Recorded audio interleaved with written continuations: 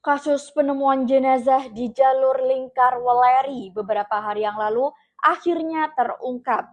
Mayat yang ditemukan tersebut merupakan korban pembunuhan karena emosi pelaku terhadap korban. Pelaku diamankan di tempat pelariannya di wilayah Cikarang, Bekasi dan terancam dengan hukuman penjara 15 tahun.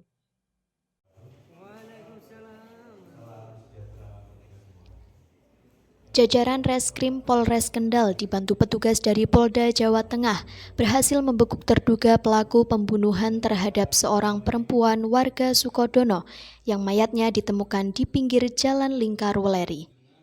Pengungkapan ini dilakukan polisi setelah memeriksa sejumlah saksi yang akhirnya mengarah kepada pelaku, yakni teman akrab korban. Pelaku berinisial AKN melakukan pembunuhan terhadap korban L dengan cara mencekik hingga meninggal dunia. Pelaku kemudian membuang mayat korban di pinggir Jalan Lingkar Weleri di Desa Sambung Sari yang kemudian ditemukan warga 3 hari setelah korban dibuang. Kasat Reskrim Polres Kendal AKP Bondan Wicaksono mengatakan motif pelaku tega menghabisi nyawa korban adalah emosi terhadap korban karena menagih janji untuk dibelikan cincin emas dan tas. Usai menghabisi nyawa korban, pelaku kemudian menguras tabungan dan menjual sepeda motor korban untuk membeli mobil yang digunakan untuk kabur ke Cikarang, Bekasi. Dari penyelidikan, polisi akhirnya mengamankan pelaku dengan barang bukti berupa mobil yang digunakan untuk melarikan diri dan hasil penjualan motor korban. Polda Jawa Tengah, khususnya Jatengras Polda Jawa Tengah, kita mengamankan pelaku di wilayah Cikarang, di Bekasi. Itu motifnya sendiri dan?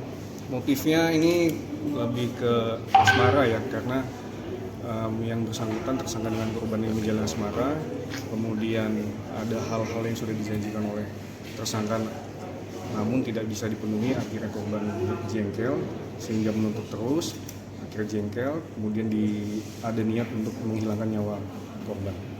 Dan itu kejadiannya malam hari atau gimana?